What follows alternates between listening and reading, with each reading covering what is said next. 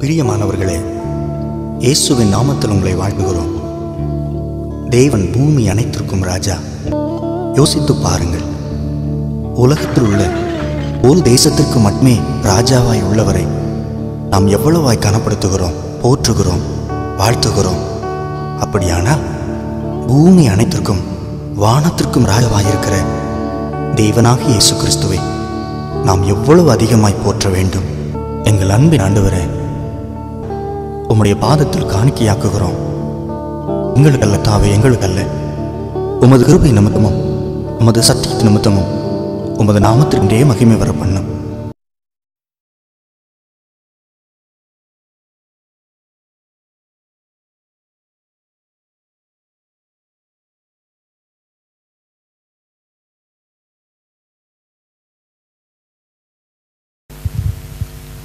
Praise the Lord.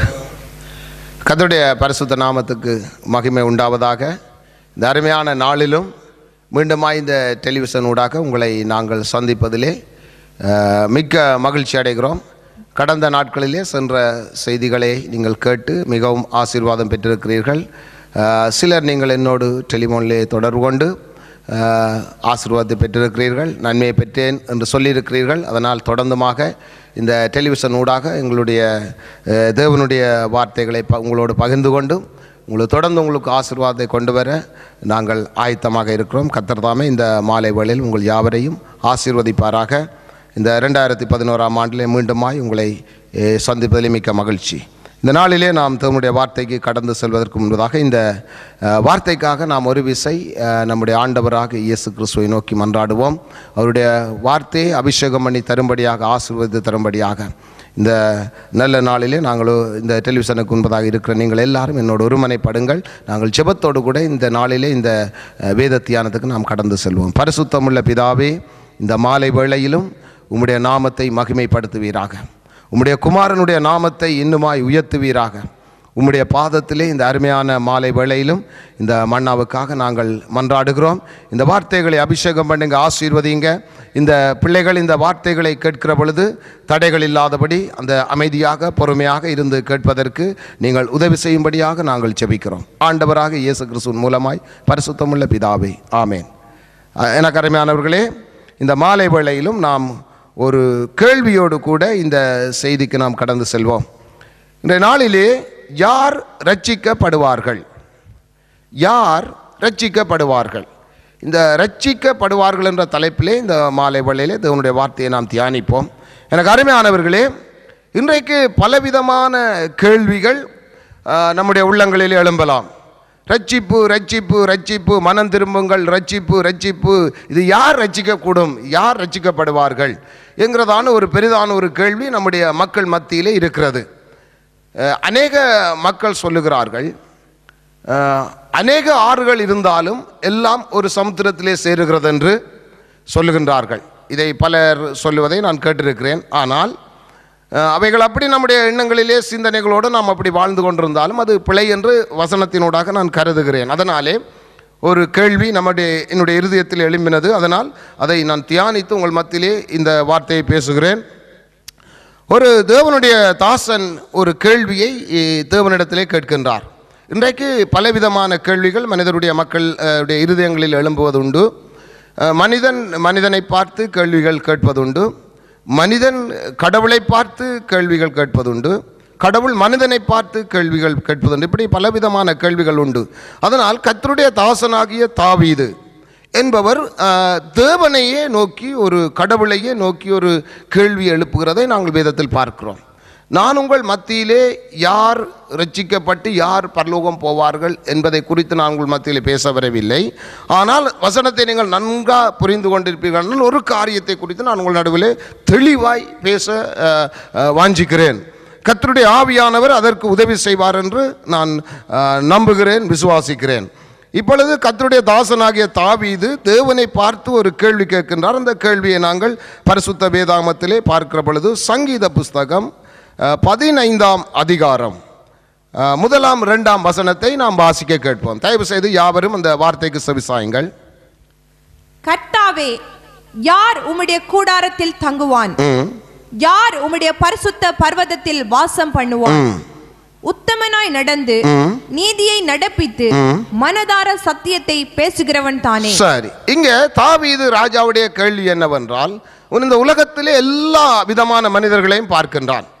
அவனும் ஒரு தேவனுடைய தாசனாக இருக்கிறபடினால் அவர் தேவனிடத்திலே நேரடியாக கேட்கிறார். இப்போ நாங்கள் போகிற இடங்களிலே சிலர் எங்களிடத்திலே கேள்வி கேட்பார்கள். அப்படி என்றால் பரலோகம் என்றால் யார் பரலோகத்துக்குள்ளே போவார்கள், யார் ரட்சிக்கப்படுவார்கள், யார் கைவிடப்படுவார்கள் என்று பலவிதமான கேள்விகள் எழுப்புகிறார்கள்.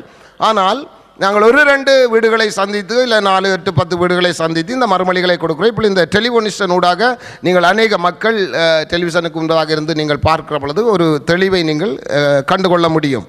அதனாலே தாவீது ராஜா தேவனிடத்தில் கேட்கிறான், யார் ரட்சிக்கப்படக்கூடும் என்று. அப்போ ஆண்டவர் சொல்லுகிறார், அவருடைய நீதியை நடப்பிக்கிறவர்கள் ரட்சிக்கப்படுவார்கள் என்று. ஆண்டவராக இயேசு கிறிஸ்து இந்த பூமியிலே வந்து அவர் தேவனுடைய நீதியை நமக்கு காண்பித்தார். அவர் யார் ரட்சிக்க கூடும் என்றால் அவருடைய நீதியை நடப்பிக்கிறதை நாங்கள் பரிசுத்த வேதாகமத்திலே பார்க்கிறோம். அந்த நீதியை அவர் நடப்பிக்கிற பொழுது அவர்கள்தான் ரட்சிக்கப்படுவார்கள் என்று நமக்கு வேதம் காண்பிக்கிறது. ஆனால் அது ஒரு விஷயம் நான் பார்ப்போம். மத்தேயுவின் புஸ்தகம் 3ஆம் அதிகாரம் 15ஆம் வசனத்தை வாசிக்க கேட்போம். இயேசு அவனுக்கு பிரதியுத்தரமாக, இப்பொழுது இடங்கொடு, இப்படி எல்லா நீதியையும் நிறைவேற்றுவது நமக்கு ஏற்றதா இருக்கிறது என்றார். ஆண்டவராக இயேசு கிறிஸ்து பூமியிலே வந்துட்டார். 30 வயசிலே யோவான் ஸ்நானனை சந்திக்கின்றார். சந்தித்து அவர் என்ன செய்கிறார், ஞானஸ்நானம் எடுத்து அந்த நீதியை, ரட்சிப்புக்கு ஏதுவான ஒரு நீதியை இயேசு கிறிஸ்து நடப்பித்து காண்பிக்கிறதை நாம் பார்க்கிறோம். அப்போ அது ரட்சிப்புக்கு ஏதுவான ஒரு முதலாவது படியை காண்பிக்கிறது. ஒரு உலகத்திலே வந்த மனிதர்கள் ஆண்டவராக இயேசு கிறிஸ்துவை அறிந்து முதலாவது நீதியை நடப்பிக்கணும். முதலாவது படி இயேசு கிறிஸ்து கொடுத்த கட்டளையின்படி முதலாவது படிதான் ஞானஸ்நானம். அப்போ அந்த ஞானஸ்நானத்திலே முதலாவது படியிலே நாம் கால் வைத்தால் தான் 2வது படிக்கு போக முடியும். நாம் முதலாவது படியிலே கால் வைக்காமல் 2வது படிக்கு போகலாம் என்று நாம் எண்ணுவது நம்முடைய பிழை. அப்போ அதனாலே இயேசு கிறிஸ்து யோவாஸ்நானிடத்திலே ஞானஸ்நானம் எடுக்க வருகிற பொழுது யோவாஸ்நானன் சொல்லுகின்றார், நான் உம்மாலே ஞானஸ்நானம் பெற வேண்டியதாக இருக்க நீர் என்னிடத்திலே வரலாமா என்று. அப்போ ஆண்டவர் சொல்லுகிறார், முதலாவது நீதியை நடப்பிக்க இடம் கொடும் என்று சொல்லி யோவான்ஸ்நானிடத்திலே அவர் மிகவும் சொல்லி அவர் ஞானஸ்நானம் எடுத்து போகிற காரியத்தை நாம் பார்க்கிறோம். சரி, அப்படியானால் இந்த ரட்சிப்பு இதை குறித்து உங்களுக்கு தெளிவாய் தெரிந்திருக்க வேணும். லூக்கா 18ஆம் அதிகாரத்திலே ஒரு சம்பவத்தை நாம் வாசிக்க போகிறோம். அந்த சம்பவத்திலே அப்போ இந்த மனிதனுடைய ரட்சிப்பு என்ன, இவருடைய நிலைமை என்ன என்பதை நாம் நிச்சயமாக தெரிந்திருக்க வேணும். எல்லாரும் நினைக்கிறார்கள் இயேசு கிறிஸ்துவை விசுவாசித்தால் பரலோகம் போய்விடலாம் என்று. சிலர் நினைக்கிறார்கள் முழுகி ஞானஸ்தானம் எடுத்தால் பரலோகம் போய்விடலாம் என்று. சிலர் நினைக்கிறார்கள் என்னுடைய வாழ்க்கையிலே ஒரு அற்புதம் நடந்தால் நாம் பரலோகம் போய்விடலாம் என்று. இல்லாது போனால் எப்படியும் ஒரு மனிதன் வாழ்ந்து உலகத்தில் எல்லாவற்றையும் கடவுள் மனிதனுக்காக படைத்திருக்கின்றார். இந்த உலகத்தில் உண்டானவைகளை எப்படியும் நாம் அனுபவித்து விட்டு எப்படியும் நாம் மரிக்கிற நாளிலே பரலோகம் போயிடலாம் என்று அநேகர் எண்ணுகிறார்கள். ஆனால் இவைகள் எல்லாம் தவறு. ஒன்றை மாத்திரம் நான் உங்களுக்கு தெளிவாய் சொல்லுகிறேன் என்றால், இன்றைக்கு இந்த இயேசு கிறிஸ்துடைய நாமத்தை சுமந்து செல்லுகிற மனிதர்களாகிய நாங்கள் அநேகரை நாங்கள் சந்தித்து தேவனுடைய நாமத்தினால் இவர்கள் விடுதலையை பெறுகிறார்கள். ஆனால் இவர்களுக்கெல்லாம் ஒரு தெளிவு இருக்க வேணும். அதற்காகத்தான் அந்த டெலிவிஷன் ஊடாக இந்த செய்தியை உங்களுக்கு கொடுக்க வேணும் என்று நான் தேவசமத்திலே ஜெபம் பண்ணி உங்கள் மத்தியிலே போதிக்கிறேன். இந்த வசனத்தை நாம் வாசிக்கிற பொழுது நீங்கள் நன்கு புரிந்து கொள்வீர்கள். லூக்கா 18ஆம் அதிகாரம் 41ஆம் வசனத்திலிருந்து 43ஆம் வசனம் வரை ஒவ்வொரு வசனமாக நாங்கள் வாசித்து நம்முடைய தியானத்துக்கு நாம் கொண்டு வருவோம். நான் உனக்கு என்ன செய்ய வேண்டும் என்றிருக்கிறாய் என்று கேட்டார். அதற்கு அவன், ஆண்டவரே, நான் பார்வையடைய வேண்டும் என்றான். இப்பொழுது ஆண்டவராக இயேசு கிறிஸ்து அந்த வழியாக நடந்து வருகிறார். 2 கண்களும் தெரியாத ஒரு குருடன் இயேசுவிடத்திலே வருகின்றான். அப்ப இயேசுவுக்கு தெரியும் இவன் பிறவி குருடன், இவனுக்கு கண் தெரியாது என்று இயேசுவுக்கு தெரியும், நன்றாக தெரியும். எல்லாவற்றையும் சகல அண்ட சராசரங்களையும் உருவாக்கி உண்டாக்கின தேவனுக்கு எல்லாவற்றையும் தெரியும் என்று நாங்கள் அறிந்திருக்கோம். ஆனாலும் தேவன் ஒரு மனிதனுடைய நாவிலிருந்து இருதயத்திலிருந்து என்ன உதடுகளினால் வருகிறது என்பதை அதை அப்படியே செய்கிற தேவன் என்றால் வேதம் சொல்லுகிறது, தட்டுங்கள் திறக்கப்படும், தேடுங்கள் கண்டடைவீர்கள், கேளுங்கள் கொடுக்கப்படும் என்று வேதம் சொல்லுகிறது. அதனால் கேட்கிற எவனும் பெற்றுக்கொள்ளுகிறான் என்று வேத வசனம் சொல்லுகிறது. அப்போ இந்த குருடன் வந்து இயேசுவிடத்திலே நின்று இந்த காரியத்தை கேட்கின்றான், என்ன நான் பார்வையடைய வேணும் என்று. அப்போ அவனுடைய நாவினால் அதை வர வேணும் என்று தேவன் எதிர்பார்க்கிறார். நல்லா புரிந்து கொள்ளுங்கள். அதற்கு அடுத்த 42வது வசனத்தை வாசிக்க கேட்போம். இயேசு அவனை நோக்கி, நீ பார்வை அடைவாயாக, நீ பார்வை அடைவாயாக, உன் விசுவாசம் உன்னை ரட்சித்தது என்றார். சரி, இப்ப இதுதான் இன்றையிலே நம்முடைய தியானத்திலே நாம் முக்கியமாய் கவனம் செலுத்த வேண்டும். நீங்கள் எல்லாரும் நல்லா புரிந்து கொள்ளுங்கள். நீங்கள் எந்த தேசத்திலே எந்த பகுதிகளில் இருந்தாலும் விசுவாசித்தால் போதும் என்கிறதான ஒரு எண்ணத்தோடு நீங்கள் நின்று விடாதீர்கள் என்பதற்காக தான் முக்கியமாக நான் உங்களுக்கு உங்கள் மத்தியிலே இந்த வசனத்தை குறித்து பேசுகின்றேன். அநேகருடைய வாழ்க்கையிலே தங்களுடைய வாழ்க்கையிலே நடந்த அற்புதத்தை வைத்துக்கொண்டு இயேசு என்னை நேசிக்கிறார், இயேசு என்னோடு இருக்கின்றார், நான் இன்றைக்கு மரித்தாலும் பரலோகம் போவேன் என்று தங்களுடைய இருதயத்திலே அவர்கள் எண்ணி வீணாக தங்களுடைய காலங்களை கழித்து கொண்டிருக்கிறார்கள். இது நான் அநேகரை நேரடியாகவே நான் சந்தித்து இந்த சுவிசேஷ பாதையிலே நான் அதிகமாக வீடுகள் எங்களுடைய பிள்ளைகளோடு நாங்கள் சேர்ந்து வீடாக தனி நபர் ஊழியங்களை செய்வோம். இப்படி நடக்கிற பொழுது அநேக வியாதிஸ்தர்களை குணமாக்கி இருக்கிறார் தேவன். முள்ளந்தண்டு வியாதியிலிருந்து குணமாக்கி இருக்கிறார், அஸ்மா வியாதியிலிருந்து குணமாக்கி இருக்கிறார், கேன்சர் வியாதியிலிருந்து குணமாக்கி இருக்கிறார். இப்படி பலதரப்பட்ட வியாதிகள் எல்லாம் இருந்து ஜனங்களை தேவன் இந்த நாட்களிலே விடுவித்து வருகிறார். சிலர் உண்மையாகவே அன்பு கூர்ந்து தேவனை பின்பற்றுகிறார்கள். சிலர் நாங்கள் டாக்டர் இடத்திலே சென்று வியாதிக்கு மருந்து எடுக்கிறோம், ஆனால் வியாதி சுகமான உடனே திரும்ப நாங்கள் டாக்டர்கிட்ட போகிறோமா இல்லையே அப்படி என்றும் சிலர் என்ன செய்கிறார்கள், பேசுகிறார்கள். தங்களுடைய இயேசுவோடு தொடர்புறதான தொடர்பை அப்படியே துண்டித்து விடுகிறார்கள். இப்படியான பலதரப்பட்ட மனிதர்களை நாங்கள் சந்திக்கிறோம். அதனாலே தான் ஒரு தெளிவாய் எங்களுக்கு ஒரு சந்தர்ப்பம் கிடைத்திருக்கிறது. NLM டிவியிலே வேதத்தை பிரசங்கிப்பதற்கு எங்களுடைய எண்ணப்படி எல்லாவற்றையும் பிரசங்கித்து போய்விடலாம் என்று நாம் எண்ணக்கூடாது. எனக்கு அருமையானவர்களை நன்கு புரிந்து கொள்ள வேண்டும். இதிலே உங்களுக்கு எனக்கு கொடுக்கப்பட்டிருக்கிறதான இந்த அரை மணி தியானத்துக்கு நான் ஆண்டவருக்கு முன்னதாக கணக்கு ஒப்புவிக்க வேண்டியவனாக இருக்கிறேன். இது நல்லா உங்களுக்கு தெரிந்திருக்க வேணும். இது ஒரு விளையாட்டு காரியம் அல்ல. நீங்கள் நினைப்பது போல இது ஒரு விளையாட்டு காரியம் அல்ல. இயேசு ஒரு விளையாட்டு அல்ல.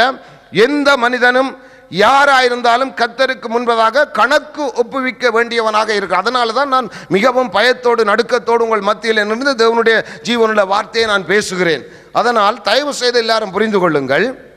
இப்போ என்ன சொல்லுகிறார் என்றால் ஆண்டவர் அவனுடைய விசுவாசம் அவனுடைய கண்கள் சுகமாக வேணும் என்று அதை தேவன் காண்கிறார். அதை என்ன செய்கிறார் தேவன் காண்கிறார். அந்த உன்னுடைய விசுவாசத்தின் படியே உன்னுடைய பார்வை வந்தபடினால் உன்னுடைய விசுவாசம் உன்னை ரட்சித்த உனக்கு அது நிறைவேறின. அதுதான் அதனுடைய அர்த்தம். மற்றபடி அவர் அதற்கு பிற்பாடு அவருக்கு நடந்த சம்பவத்தை குறித்து எனக்கும் தெரியாது, உங்களுக்கும் தெரியாது. அது இயேசுவுக்கும் அந்த நாட்களில் இருந்த அவருக்கும் தான் தெரியும். அவரை கூடி இந்த பார்வையடைந்த குருடனை கூடி நாம் நியாய தீர்ப்பு நாளிலே சந்திப்போம். இப்போ நான் உங்களுக்கு சொல்ல வர காலத்தை நல்லா புரிந்து கொள்ளுகின்ற அநேகருடைய வாழ்க்கையிலே அற்புதங்கள் நடந்த உடனே எண்ணுகிறார்கள் கர்த்தர் என்னிடத்திலே அன்பாக இருக்கிறார். கர்த்தர் அன்பான தேவன் தான். உலக மக்களை நேசிக்கிறார் ஆண்டவர். எல்லாரையும் நேசிக்கிற ஒரு தேவன். அவர் ஒரு அன்பான தேவன், உண்மைதான். ஆனால் ஆண்டவர் பார்க்கிறதான காரியம் என்னவென்றால் என்னுடைய வாழ்க்கையிலே ஆண்டவர் நடந்து வருகிற பொழுது திரளான மக்கள் வந்தார்கள். வந்த இடத்திலே கேட்டார்கள் ஒரு அடையாளத்தை காட்டும் என்று. அவர் சொன்னார், நீங்கள் அற்புதங்களையும் அடையாளங்களையும் காணாவிட்டால் விசுவாசிக்க மாட்டீர்கள். நீங்கள் விசுவாசிக்க மாட்டீர்கள். அதை தேவனே சொல்லி இருக்கிறார். அதனால ஒரு அற்புதம் என்னுடைய வாழ்க்கையிலே நடந்தால் இயேசு கிறிஸ்து நாமத்தினாலே என்னுடைய வாழ்க்கையில் ஒரு அற்புதம் நடந்திருக்கிறது, அதனால் நான் பரலோகம் போகலாம் என்று எங்களை நாங்கள் ஏமாற்றிக் கொள்ளக்கூடாது என்பதற்காக நான் கண்டிப்பாக சொல்கிறேன். ஏனென்றால் கடைசி நாட்களில் இருக்கிற நீங்கள் பார்க்கிறீர்கள், உங்களுடைய கண்களை ஏறெடுத்து பாருங்கள் இந்த உலகத்தில் நடக்கிற சம்பவம் எல்லாவற்றையும். மத்தேயு 24ஆம் அதிகாரத்திலே சொல்லப்பட்ட தேவனுடைய வாக்குத்தத்தங்கள் வார்த்தைகள் இந்த உலகத்திலே நிறைவேறி வருகிறதை நம்முடைய கண்கள் இந்த நாட்களிலே காணுகிறது. யாரும் தெரியாது என்று சொல்ல முடியாது. டிவியை போட்டால் டிவியிலே நியூஸை பார்த்தீர்கள் என்றால் இந்த 24ஆம் அதிகாரம் மத்தேயு மார்க்கு லூக்கா யோவானிலே தேவன் பேசின வாக்குத்தத்தங்கள் நிறைவேறி வருகிறது. நாம் எதிர்பாராத சம்பவங்கள் நடந்து வருகிறது. அவருடைய வருகைக்கான அடையாளங்கள் எல்லாம் நிறைவேறி வருகிறது. இன்றைக்கு பாருங்கள், பூமி அதிர்ச்சி, வெள்ளப்பெருக்கு, சுனாமி, சூறாவளி, இப்படியான அழிவுகளுக்கு மத்தியிலே தேவனுடைய வார்த்தை நிறைவேறி வருகிறது. அதனால் கடைசி நாட்களிலே சொல்லுவார்கள், மனதிலே விசுவாசித்து இருதயத்திலே விசுவாசித்து நாவினாலே அறிக்கையிட்டீர்கள் என்றால் நீங்கள் பரலோகம் போயிருவீர்கள் என்று. ஆனால் அப்போஸ்தலர் நடவடிக்கை 16:31 ஒருவரும் சொல்ல மாட்டார்கள், நீ விசுவாசித்தாயானால் நீ விட்டாரும் ரட்சிக்கப்படுவீர்கள் என்று. 32வது வசனத்திலே பார்த்தால் அந்த அதிகாலையிலே அவருடைய குடும்பம் எல்லாரும் மூழ்கி ஞானஸ்தானம் எடுத்தார்கள். அவர்கள் பரலோகம் போயிருக்கலாம், அதை நான் காணவில்லை, பார்க்கவில்லை, வேத வசன அடிப்படையிலே சொல்கிறேன். ஆனால் எனக்கு அருமையானவர்களே, நீங்கள் எங்கிருந்து இயேசுவை விசுவாசித்த ஒரு வேளை நீங்கள் அரபி நாடுகளிலே உங்களுக்கு உங்களோட வாழ்க்கையில் ஒரு அற்புதம் நடந்து நீங்கள் போவதற்கு சேர்ச்சுகள் இல்லாமல் அப்படி இருந்தால் அது ஒரு வேளை தேவன் அந்த சிலுவையிலே தொங்கின அந்த மனிதனை கள்ளனை மீட்டது போல உங்களை மீட்பதற்கு சில வேளை சந்தர்ப்பம் இருக்கலாம், அது வேற பிரச்சனை. ஆனால் பக்கத்திலே சேர்ச்சுகள் உங்களுக்கு போகக்கூடிய வசதிகள் இருக்கைக்க என்னுடைய வாழ்க்கையில் என்னுடைய செவிகள் கேட்கத்தக்கதாக எத்தனையோ மனிதர்கள் சொல்லி இருக்கிறார்கள், இயேசு என்னை நேசித்தபடியால் என்னுடைய ஆஸ்மா நீங்கி இருக்கிறது, அதனால் கர்த்தர் என்னை எடுத்துக்கொள்வார். ஏமாற்றிக் கொள்ளாதீர்கள். தேவன் அற்புதங்கள் செய்ய அடையாளங்கள் செய்ய வரவில்லை, அவர் பாவ மன்னிப்பின் நிச்சயத்தை கொடுக்க வந்தார். ஆனால் அவருடைய ஊழியத்தின் ஒரு பகுதி அவருடைய அற்புதங்கள் அடையாளங்கள். நானும் நீங்களும் விசுவாசிக்கும்படியாக அவருடைய ஒரு பகுதி ஊழியம், அற்புதம், அதிசயம். ஆனால் அவர் இயேசு கிறிஸ்து உண்மையாகவே வந்தது நமக்கு பாவ மன்னிப்பின் நிச்சயத்தை கொடுக்க. அதனால் விதண்டாவாதமான கேள்விகளும் விதண்டாவாதமான எண்ணங்களும் விதண்டாவாதமான சிந்தனைகளிலும் நாம் வீணாக தேவனிடத்திலிருந்து ஒரு அற்புதத்தை பெற்றுவிட்டு நான் பரலோகம் போகலாம் என்று எண்ணிக்கொள்ளக்கூடாது. இந்த குருடனுடைய காரியம் அவனுக்கு பரலோக ராஜ்யம் நீ இன்றைக்கு பார்வையடைந்தபடியினால் நீ இன்றைக்கு என்னோடு நீ மரிக்கிற நாளிலே பரலோகம் வருவாய் என்று ஆண்டவர் அங்கு சொல்லவில்லை. இதை நீங்கள் நல்லா புரிந்து கொள்ள. இன்றைக்கு எல்லாருடைய வாழ்க்கையிலிருந்து பெரிய அற்புதங்களை செய்கிறார். மாம்சமான யாவர் மேலும் என் ஆவியை ஊற்றுவேன் என்று சொன்ன தேவன் யார் எந்த மதத்தாராக இருந்தாலும் சரி, எந்த ஜாதிக்காரனாக இருந்தாலும், எந்த பாசை பேசுகிறவராக இருந்தாலும், இயேசுவே என்றால் அவனுடைய வாழ்க்கையிலே தேவன் அற்புதம் செய்கிறார். ஆனால் அந்த அற்புதத்தை வைத்துக்கொண்டு இயேசுவோடு நான் போயிடலாம் என்று நாங்களும் மாறக்கூடாது. அதனால தான் நான் யோவான் மத்தேயு 3ஆம் அதிகாரத்திலே 15ஆம் வசனத்தை உங்களுக்கு நான் வாசித்து காண்பித்தேன். இதுதான் பரலோகத்துக்கு முதலாவது படி. என்னுடைய சரீரத்தில் 1000 வியாதி இருந்து 1000 வியாதியை நீக்கி ஆண்டவர் சுகமாக்கி இருக்கலாம். அதனால நான் பரலோகம் போயிடலாம் என்று எண்ணக்கூடாது. அதனால தான் மிகவும் நல்லா புரிந்து கொள்ளுங்கள். ஆண்டவர் சொன்னார், உன்னுடைய விசுவாசம் உன்னை ரட்சித்தது. உன்னுடைய விசுவாசம் என்ன? 2 கண்ணும் தெரியாத பிறவி குருடன் நீ, உன்னுடைய வாஞ்சி என்ன? அவன் கேட்கிறான், எனக்கு பார்வை வேண்டும். அதன்படி அதிலிருந்து நீ ரட்சிக்கப்பட்டாய், அவ்வளவுதான். அதுக்கு பிற்பாடு பரலோகம் போறதோ, நீ உனக்கு பரலோகத்தோட ஒரு ஸ்தலம் இருக்கிறது, நான் உனக்கு ஒரு ஸ்தலத்தை ஆயத்தம் பண்ண போறேன், நீ அங்க வருவாய், இப்படி அதெல்லாம் அவருடைய உங்களுடைய செல்வ பிரச்சனை. உங்களுக்கு ஒரு வியாதி இருந்து குணமாக்கினால் கர்த்தருக்கு ஸ்தோத்திரம். நோய்களை குணமாக்குற வல்லமை ஆண்டவரிடத்திலே உண்டு. ஆண்டவர் சொன்னார், உன்னுடைய மீறுதல்கள் நிமித்தம், உன்னுடைய அக்கிரமங்கள் நிமித்தம் நான் நொறுக்கப்பட்டேன், பாதிக்கப்பட்டேன், காயப்பட்டேன் என்று ஆண்டவர் சொல்லுகிறார். உண்மைதான். ஆனால் அந்த வியாதியிலிருந்து நீங்களோ நானோ சுகமானால், அந்த வியாதியிலிருந்து விடுதலை ஆனால், நாம் தொடர்ந்துமாக ஆண்டவரை பின்பற்றுகிறதற்கு நம்மை தயார்படுத்திக் கொள்ளுங்கள். ஏமாற்றிக் கொள்ளாதீர்கள். இன்றைக்கு அநேகரை நான் சந்திக்கிறேன், தேவன் என்னோடு இருக்கிறார். சரி சிஸ்டர், பிரதர், நல்ல காரியம். நீங்கள் என்ன செய்கிறீர்கள்? நீங்கள் ஆண்டவருக்காக என்ன செய்கிறீர்கள்? தேவாலயத்துக்கு போறீர்களா? ஆண்டவரை வழிபடுகிறீர்களா? பைபிள் வாசிக்கிறீர்களா? கர்த்தரை உண்மையாக தேடுகிறீர்களா? கர்த்தருடைய கட்டளைகளை கை கொள்ளுகிறீர்களா? இல்லை. நான் எத்தனையோ பேரை சந்தித்து கேட்கிறேன், அவர்கள் சொல்லுகிறார்கள், அப்படியெல்லாம் அந்த கட்டளைகளை கை கொள்ள வேண்டிய அவசரம் இல்லை, கர்த்தர் என்னை நேசிக்கிறார், நேசித்தபடியாலும் நான் குணமாகி இருக்கிறேன். அப்போ இதை வீணாக காலங்கள் போக போகிறது. அநியாயமாய் இப்படி எண்ணத்தோடு இருக்கிறவருடைய வாழ்க்கை அநியாயமாய் போக போகிறது.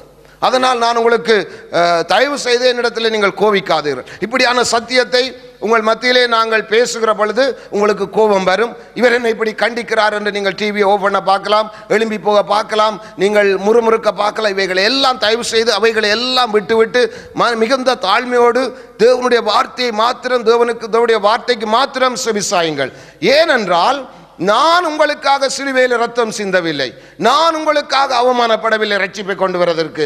இந்த ரட்சிப்பை கொண்டு வருவதற்கு மகோ பெரிய தேவன், சகல அண்டசராசனங்களை படைத்த தேவன், பரலோகத்தின் மகிமைகளை எல்லாவற்றையும் விட்டு மனித வடிவிலே பூமிக்கு வந்து அந்த சிலுவையிலே அவர் எனக்காக உங்களுக்காக செய்த தியாகம் என்ன? நீங்களும் நானும் பரலோக ராஜ்யத்தை சுதந்திரித்துக் கொள்ள வேண்டும் என்று. இன்றைக்கு எத்தனையோ பேர்களை நான் பார்க்கிறேன், அற்புதத்தையும் அடையாளங்களையும் பெற்றுக்கொண்டு பாய் காட்டி விட்டு போகிறார்கள். இவர்களுடைய இருதயத்திலே எண்ணுகிறார்கள் என்னவென்றால், நாங்கள் கர்த்தர்களுடைய வாழ்க்கையில் அற்புதம் செய்தபடியால் நாங்கள் எந்த வழியிலும் போய் எப்பொழுதும் தேவனை கண்டுகொள்ளலாம் என்று எண்ணுகிறார்கள். ஆனால் அநியாயமாக போகக்கூடாது. கடைசி நாட்களிலே கொடுக்க வேண்டியதான், நீங்கள் அறிய வேண்டியதான் ஒரு செய்தியை நான் உங்கள் மத்தியிலே சொல்லுகிறேன். இப்படி அநேக காரியங்கள் இருக்கிறது. மகளே, உன் விசுவாசம் ரட்சித்தது, மகனே உன் விசுவாசம் ரட்சித்தது என்று அநேக காரியங்களை இயேசு சொல்லுகிறார். ஆனால் அவைகள் எல்லாவற்றையும் எடுத்து உங்களுக்கு நாங்கள் காண்பித்து பிரசங்கம் பண்ணி எங்களுக்கு நேரம் போதாது. அதனால தான் ஒரு வசனத்தை ஸ்பொட்டாக எடுத்து வைத்து நாங்கள் வாசிக்கிறோம். திரும்ப ஒரு விசை வாசிக்க கேட்போம். லூக்கா 18:42 வாசிக்க கேட்போம். இயேசு அவனை நோக்கி நீ பார்வை அடைவாயாக, உன் விசுவாசம் உன்னை ரட்சித்தது என்று ஆண்டவர் சொன்னார். இது ஆண்டவருடைய வார்த்தை. ஆண்டவர் பூமியில் இருக்கிற பொழுது சொன்ன வார்த்தை. அப்ப அந்த வார்த்தையின்படி என்ன செய்கின்றான்? அவன் பார்வை அடைந்தான். அடுத்த 43வது வசனத்தை நீங்கள் வாசிக்கிற பொழுது தொடர்ந்து பாருங்கள். உடனே அவன் என்ன செய்தான்? பார்வை அடைந்தான். அப்ப ஆண்டவருடைய நாவிலிருந்து புறப்பட்ட வார்த்தை என்ன? நீ பார்வை அடைவாய், நீ பரலோகம் வருவாய் என்று சொல்லவில்லை அங்க வேதத்திலே. நல்லா நன்கு வேத வசனத்தை நீங்கள் வேதத்தை அறிந்தவர்களாக இருந்தாலும் சரி, இல்லை ரட்சிக்கப்பட்டவர்களாக இருந்தாலும் சரி, இல்லை வசனத்தை கைக்கொள்றவர்களாக இருந்தாலும் சரி, கவனமாக வசனத்தை பாருங்கள். தேவன் தன்னுடைய ஆவியை கொண்டு உங்களுக்கு வெளிச்சத்திலே உங்களை நடத்துவார். அதனால தயவு செய்து வசனத்தை பாருங்கள். இயேசு சொன்னார், உன்னுடைய விசுவாசத்தின்படி நீ ரட்சிக்கப்படுவாய். அப்ப அங்க அந்த வசனத்தின்படி என்ன செய்யறான்? அவன் என்ன செய்கிறான்? அடுத்த வசனத்தில் சொல்லுகிறார், அவன் பார்வை அடைந்தான். இன்றைக்கு நீங்கள் எப்பேற்பட்ட வியாதியோடு இருந்தாலும் இயேசுவை பாருங்கள், இயேசுவை பாருங்கள். இந்த குருடன் இயேசுவை பார்த்து விடுதலையானால், அதே மாதிரி நீங்கள் எப்பேற்பட்ட வியாதியில இருந்தாலும் இயேசுவை பாருங்கள், இயேசு உங்களை குணமாக்குவார். அதுக்கு பிற்பாடு நீங்கள் என்ன செய்கிறீர்கள்? அந்த 43ஆம் வசனத்தை பாருங்கள். அப்படி நீங்கள் தேவனை தொடர்ந்து பின்பற்ற வகை தேடுங்கள், அருவாசில விட்டு விடாதீர்கள். இன்றைக்கு எத்தனையோ பேரை நான் பார்க்கும் பொழுது எனக்கு மிகுந்த துக்கமாக இருக்கிறது.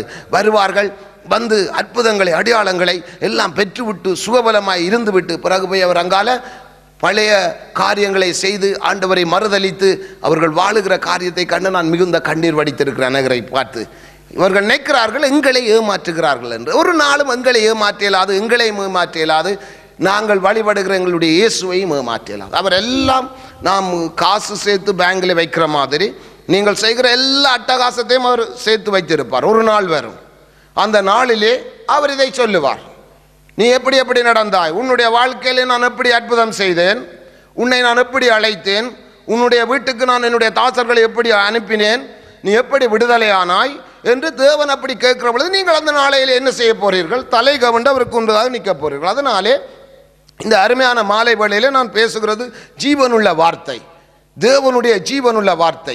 அவர் மாம்சத்திலே வந்து மரித்து ஆவியிலே உயிர்த்தெழுந்த ஜீவனுள்ள தேவனுடைய வார்த்தையை உங்கள் மத்தியிலே பேசுகிறேன். நீங்கள் இந்த செய்தியை இந்த பகுதிகளிலே இந்த இடத்திலேருந்து நீங்கள் கேட்டுக்கொண்டிருந்தாலும் இந்த வார்த்தைக்கு நீங்கள் கீழ்ப்படிவீர்களானால் உங்களை தேவன் மேன்மையாய் வைப்பார். அந்த 43வது வசனத்தை வாசிக்க கேட்போம். உடனே அவன் பார்வையடைந்து தேவனை மகிமைப்படுத்திக் கொண்டு அவருக்கு பின் சென்றான். அப்ப பாருங்க, இந்த குருடனுடைய காரியம் என்னவென்று கேட்டால், அவன் சுகமடைந்து தேவனை மகிமைப்படுத்திக் கொண்டு அவருக்கு பின்னாகவே சென்றான். இன்றைக்கு உங்களுடைய வாழ்க்கையிலே நீங்கள் அற்புதத்தை பெற்ற நீங்கள் அந்த குருடனை போல அவருக்கு பின்னால செல்லுகிறீர்களா? தேவனை மகிமைப்படுத்துகிறீர்களா? தேவனுடைய நாமம் மகிமைப்படுகிறதா என்று உங்களை நீங்களே சிந்தித்துக் கொண்டிருங்கள். சமீபத்திலே நான் ஒரு சகோதரி வீட்டை சென்றிருந்தேன். அந்த சகோதரி மிகவும் எல்லா மனிதர்களாலும் கைவிடப்பட்ட நிலைமையிலே இருந்தார்கள். கைவிடப்பட்ட நிலைமையில் இருந்த பொழுது நானும் ஊழியக்காரன் சென்று அவர்களுக்கு ஆண்டவருடைய அன்பை சொல்லி அவர்கள் ஆலயத்துக்கு வந்தார்கள். வந்து அன்றே இரவே தேவன் அவருடைய பெயரை சொல்லி கூப்பிட்டு தேவன் அவருடைய சரீரத்தில் இந்த வியாதியை குணமாக்கினார். அவருடைய சரீரத்தில் இந்த பயங்கரமான வியாதி, அதை நான் இப்பொழுது சொல்ல முடியாது உங்களுக்கு, ஏனென்றால் அது மனஸ்தாபத்துக்குரிய விஷயமா போயிடும். என்னவென்றால் டாக்டர்மாராலே கைவிடப்பட்டு நீங்கள் இப்படித்தான் வாழ வேணும் என்று சில உதவிகளை செய்திருந்தார்கள். ஆனால் நம்முடைய ஆண்டவராக இயேசு கிறிஸ்து சர்வ வல்லமை உள்ள தேவன் பேரை சொல்லி கூப்பிட்டு நான் தான் இயேசு என்று குணமாக என்று சொன்னார், குணமானார். இன்றைக்கு இயேசுவை பின்பற்றுகிறார்களா? இன்றைக்கு இயேசுவை பின்னால போகிறார்களா? இல்லையே. ஏன்? அவர்கள் எண்ணுகிறார்கள் இயேசு என்னை கூப்பிட்டு குணமாக்கினார், நான் என்னவும் செய்துவிட்டு நான் பரலோகம் போகலாம் என்று எண்ணுகிறார்கள். அப்படி நீங்கள் உங்களை எண்ணி ஏமாற்றிக் கொள்ளாதீர்கள் தயவு செய்து. அதனால் இந்த ரட்சிப்பு என்கிற காரியத்தை குறித்து நீங்கள் மிகவும் தெளிவாக இருக்க வேண்டும். நீங்கள் எந்த பகுதிகளில் இருந்தாலும் தேவனுடைய வசனத்தை பாருங்கள், இயேசுவை பாருங்கள். இல்லாது போனால் இயேசுவை பின்பற்றுகிற எங்களை பாருங்கள்.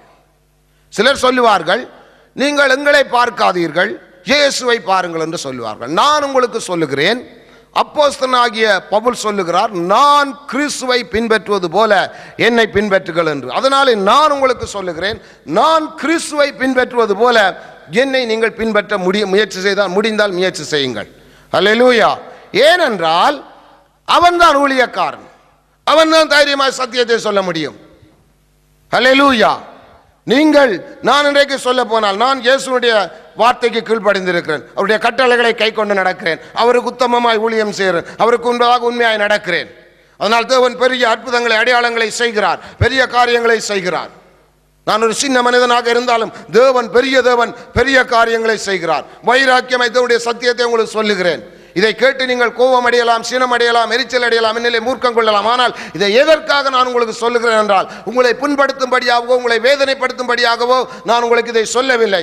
உயிருள்ள தேவன், உயிரோடு இருக்கிற தேவன், உண்மை உள்ள தேவன் எனக்காக உங்களுக்காக அந்த கல்வாரி சிலுவையிலே ரத்தம் சிந்து மரித்தேன், இதோ சதா காலங்களிலும் உயிரோடு இருக்கிறேன் என்று சொன்ன அந்த ஜீவனுள்ள தேவனை நீங்கள் உண்மையாய் பின்பற்றி அவருடைய விடுதலையிலும் அவருடைய சமாதானத்திலும் அவருடைய சந்தோஷத்திலும் நீங்கள் வாழ வேண்டும் என்று நான் விரும்புவது போல என்னுடைய ஆண்டவரும் அதை விரும்புகிறார். அதனால தான் ஆண்டவர் சொல்ல, நீ இப்படியே சொல்லு, அதை நாங்கள் சொல்லுகிறோம். அதனால் என்ன கருமையான ஜனங்களே, நீங்கள் இந்த செய்தியை பார்த்து கொண்டிருக்கிற பொழுது இதிலிருந்து நீங்கள் விடுதலை ஆக வேண்டும் என்றால் நீங்கள் முயற்சி செய்யுங்கள்.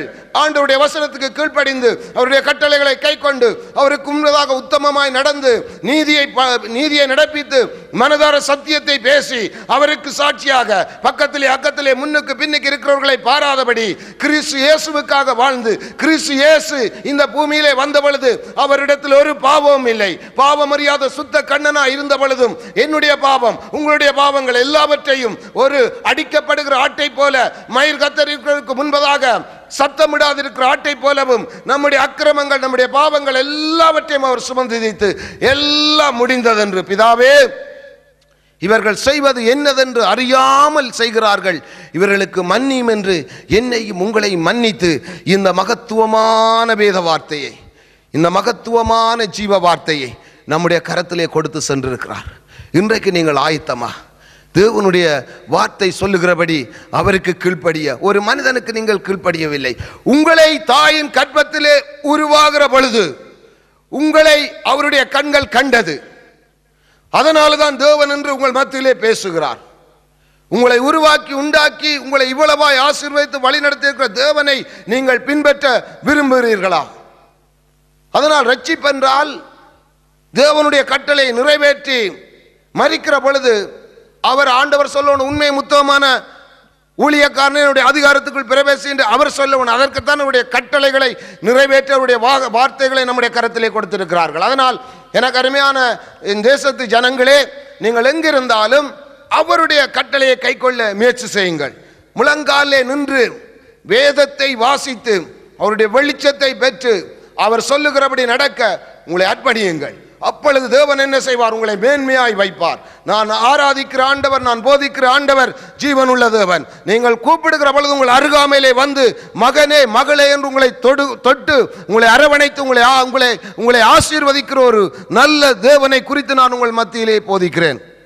அதனால் எனக்கு அருமையானவர்களே, இந்த மாலை வேளையிலே இந்த வசனத்தின்படி நீங்கள் அந்த பிறவி குருடன் எப்படி இயேசுவுக்கு பின்பதாக நன்றியுள்ள இருதயத்தோடு உண்மை உள்ள இருதயத்தோடு தேவனை பின்பற்றி நன்றியுள்ள இருதயத்தோடு தேவனை மகிமைப்படுத்தி கொண்டு போனானோ, அப்படி இந்த அருமையான மாலை வேளையிலும் இந்த செய்தியை கேட்டுக்கொண்டிருக்கிற உங்கள் நடுவிலும் தேவன் பலத்த கிரியைகளை செய்ய வல்லவராயிருக்கிறார். அதனால் ரட்சிப்பென்றால் என்னவென்று புரிந்து கொள்ளுங்கள். நாம் ரட்சிப்பென்றால் நாம் இந்த பூமியிலே கட்டளைகளை நிறைவேற்றி மரித்து அதுக்கு பிற்பாடு அவருடைய நியாய தீர்ப்பிலே அவர் உண்மை முத்தமான ஊழியக்காரனே எல்லாரும் என்னுடைய அதிகாரத்துக்குள் பிரவேசங்களை சொல்லும் வரைக்கும் இந்த ரட்சிப்பை பற்றிய காரியம் மறைக்கப்பட்டே இருக்கிறது. அதனால தான் பெரிய ராஜா தாவீது ராஜா கேட்கிறான், யாரிடத்திலே கேட்க முடியும் இந்த ரட்சிப்பை குறித்து? அவன் தேவனிடத்திலே கேட்கிறான், கர்த்தாவே யார் ரட்சிக்கப்படக்கூடும்?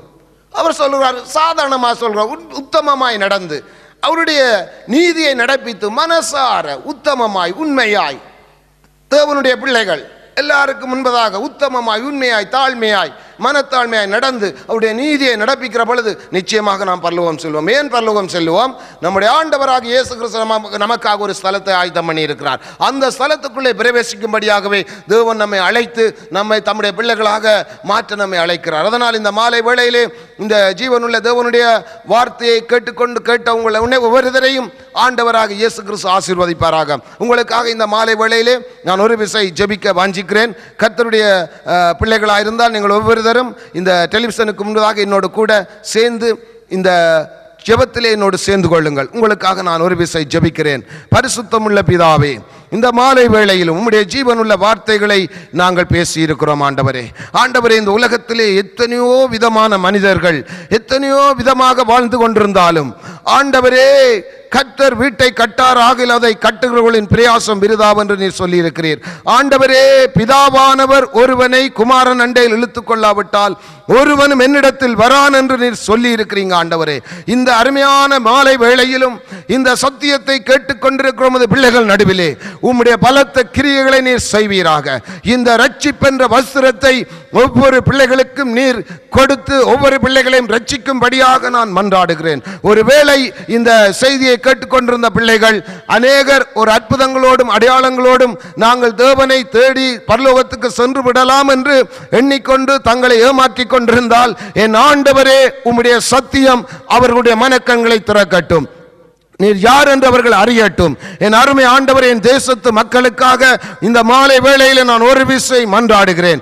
தொடுங்க ஆண்டவரே, ஒரு பிள்ளைகளையும் கண்ணீரோடும் கதறலோடும் பிரிவினைகளோடும் உபத்திரவங்களோடும் போராட்டங்களோடும் வியாதிகளோடும் ஆண்டவரே போராடி கொண்டு எங்கு போவதென்று தெரியாமல் கண்ணீர் வடித்துக் கொண்டிருக்கும் பிள்ளைகள் நடுவிலே உம்முடைய கரத்தை நீட்டி ஒரு விசை இவர்களை தொடும்படியாக, இவர்களை விடுவிக்கும்படியாக, இவர்களை ரட்சிக்கும்படியாக, அந்த கல்வாரி சிலுவையிலே நீங்கள் சிந்திய அந்த இரத்தம் வீண் போகாதபடி ஆண்டவரே, பிள்ளைகளுடைய உள்ளங்கள் இல்லங்கள் எல்லாவற்றிலும் உம்முடைய இரத்தத்தை அள்ளி தெளிக்கிறேன். ஆண்டவரே தேவனே, நீர் இந்த மாலை வேளையில் இந்த செய்தியை கேட்ட ஒவ்வொரு பிள்ளைகளையும் ஆசீர்வதிங்க. இருதயத்திலே சமாதானத்தை சந்தோஷத்தை கொடுத்து ஆசீர்வதித்து வழி நடத்துவீராக. இயேசு கிறிஸ்துவின் மூலமாய் பரிசுத்தமுள்ள பிதாவே, ஆமேன், ஆமேன், ஆமேன். அருமையான ஜனங்களே, உங்களை ஆண்டவராக இயேசு கிறிஸ்து தொடர்ந்துமாக உங்களை ஆசீர்வதிப்பார். தைரியமாயிருங்கள், நம்பிக்கையாயிருங்கள், விசுவாசமாயிருங்கள். தொடர்ந்து இந்த செய்திகளை பாருங்கள், நீங்கள் விடுதலை அடையுங்கள். உங்களுக்கு ஜெப தேவைகளானால் அந்த கீழ்த்திரையிலே எங்களுடைய டெலிஃபோன் நம்பர்கள் போகிறது. நீங்கள் அந்த டெலிஃபோனூடாக தொடர்பு கொண்டு எங்களிடத்திலே ஜெபம் பெற்றுக்கொள்ளலாம். உங்களுக்கு ஆலயங்களுக்கு செல்ல விருப்பம் இருந்தால் எங்களோட தொடர்பு கொள்ளலாம். உங்களுக்கு அக்கம் பக்கத்தில் உள்ள ஆலயங்களுக்கு, நல்ல இடங்களுக்கு நாங்கள் உங்களை அனுப்புவோம். தயவு செய்து ஆலயங்களுக்கு போக விரும்புகிறவர்கள் நல்ல ஆவிக்குரிய ஒரு சபையை தேடி போங்கள். கர்த்தர் உங்களை ஆசீர்வதிப்பார். தொடர்ந்து எங்களுடைய சபைகளுக்கு நீங்கள் வர விரும்பினால் கீழிலே எங்களுடைய அட்ரஸ்கள் போகிறது. இந்த செய்தி முடிவிலே பின்னுக்கு எங்களுடைய ஆராதனை விவரங்களை நாங்கள் போடுவோம். நீங்கள் அதை பெற்றுக்கொண்டு முடிந்தால் வந்து ஆசீர்வாதத்தை பெற்றுக்கொள்ளுங்கள். கர்த்தர் உங்கள் ஒவ்வொருவரையும் ஆசீர்வதிப்பாராக. ஆமென்.